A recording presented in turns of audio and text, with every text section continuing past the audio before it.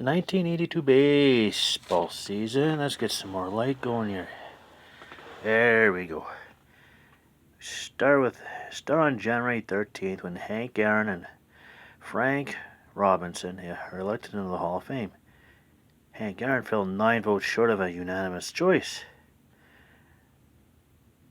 March 27th, first game in Korean Baseball League happens.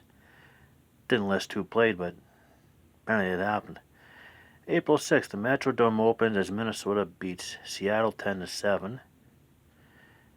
Minnesota's Dave Engel hits the first home run. 52,279 people are in attendance. And the widow of Hubert H. Humphrey threw out the first pitch. May 6th, Gaylord Perry wins game number 300. May 25th, Ferguson Jenkins strikes out number 3,000.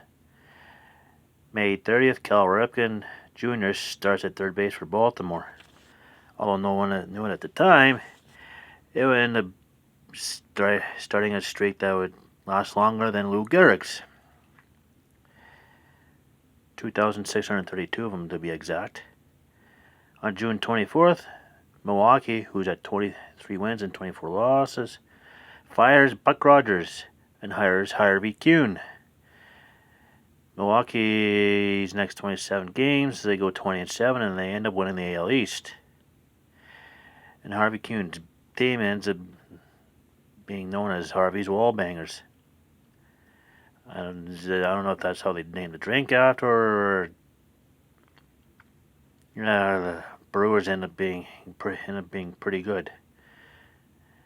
And June 20th, Pete Rose plays game number 3,000. July 13th, the first All-Star game outside of the U.S. happens as the National League beats the American League 4-1 in Montreal. August 8th, Rollie Fingers earned save number 300. He is the first pitcher to do so since they started keeping save stats. Say that 20 times fast. August 27th, Rickey Henderson breaks Lou Brock's stolen base record at 118. And he finishes this, that was a season record, and ends up stealing 130 that year. Season stats. Willie Wilson of Kansas City, .332 batting average. Major League leader by 1 percentage point. Reggie Jackson of California. Yes, Reggie Jackson, former Yankee star, is now with California. And Gorman Thomas of Milwaukee each hit 39 home runs. Led the majors. Hal McRae of Kansas City, 133 RBIs. Led the majors. Lamar Hoyt of the White Sox, 19 wins. Led the American League. Rick Sutcliffe of Cleveland, .296 ERA, led the American League. And Floyd Bannister of Seattle, 209 strikeouts, led the American League. National League, Al Oliver of Montreal, a .331 average. Just lost out on the Major League leader by that 1 percentage point. He ends up leading the National League. Now Oliver was also tied with Dale Murphy of Atlanta with 109 RBIs, which led the National League. And Dave Kingman of the Mets, 33 home runs, led the National League. Steve Carlton of Philadelphia, 23 wins, led the majors. Steve Rogers of Montreal, a .240 ERA, led the majors. And Steve Carlson also led the majors with 286 strikeouts. See, I can tell this is going to be a heck of a shorter video than it was yesterday. That stupid strike.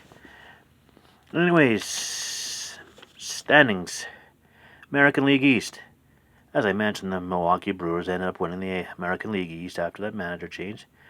They finished 95-67, beating Baltimore by 1 game. Baltimore went 94-68. Boston goes 89-73, 6 back. Detroit goes 83-79, 12 back. Yankees go 79-83, 16 back. And Cleveland and Toronto each go 78 and 84, 17 back. California takes the American League West, 93 and 69. Beats out Kansas City, who went 90 and 72, 3 back. Chicago goes 87 and 75, 6 back. Seattle goes 76 and 86, 17 back. Oakland goes 68 and 94, 25 back. Texas goes 64 and 98, 29 back. Minnesota goes 60 and 102, 33 back. St. Louis takes the National League East, 92 and 70 record. Philadelphia goes 89 and 73, 3 back. Montreal goes 86 and 76, 6 back. Pittsburgh goes 84 and 78, 8 back. Chicago goes 73 and 89, 19 back. And the Mets go 65 and 97, 27 back. And then the National League West, Atlanta started strong and kind of faltered. Ended up 89 and 73, beating the Dodgers by 1 game, who went 88 and 74. San Francisco went 87 and 75, 2 back. San Diego goes 81 and 81, 8 back. Houston goes 77 and 85, 12 back. And Cincinnati goes 61 and 101, 28 back. And it's playoff time.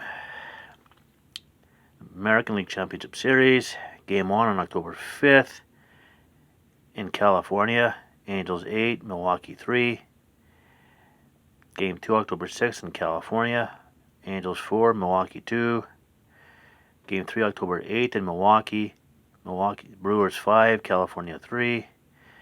Game 4 October 9th in Milwaukee. Brewers 9, California 5. And Game 5 October 10th in Milwaukee. Brewers 4, California 3. Milwaukee Brewers are going to their first World Series. This is the first time two expansion teams met in the postseason. Milwaukee's home games were at County Stadium, and California's home games were at Anaheim Stadium. Let's see, National League. St. Louis home games were at Busch Stadium, and Atlanta's home game was at Fulton County Stadium. I say that one game because Game 1 on October 7th, St. Louis, Cardinals 7, Atlanta nothing. Game 2 October 9th in St. Louis, Cardinals 4, Atlanta 3. And Game 3 October 10th in Atlanta, Cardinals 6, Atlanta 2. St. Louis Cardinals sweep the Atlanta Braves. Were going to the World Series. And Atlanta's manager here was Joe Torre. Yes, that Joe Torre who managed the Yankees to 4 World Series in 5 years. Now we go to the World Series. Game 1 on October 12th in St. Louis. Brewers 10, Cardinals nothing. Game 2 October 13th in St. Louis. Cardinals 5, Milwaukee 4, 1-1. Game 3 October 15th in Milwaukee. Cardinals 2, Cardinals 6, Brewers 2, 2-1 for St. Louis. Game 4 October 16th in Milwaukee. Brewers 7, Cardinals 5, 2-2. Game 5 October 17th in Milwaukee. Brewers 6, St. Louis 4, 3-2 Brewers. Game 6 October 19th in St. Louis. Cardinals 13, Brewers 1, 3-3. And Game 7 October 20th in St. Louis. Cardinals 6, Brewers 3. St. Louis Cardinals are your 1982 World Series champions. 4-3. And this series was nicknamed the Sud Series because 1. St. Louis was owned by Anheuser-Busch, and 2. Milwaukee was owned by Miller Brewing. There's 2 beer brewing companies, so there you go. That's 1982. Tomorrow, 1983. And that's all I can think of right now, just 1983 tomorrow, so Until then, stay tuned.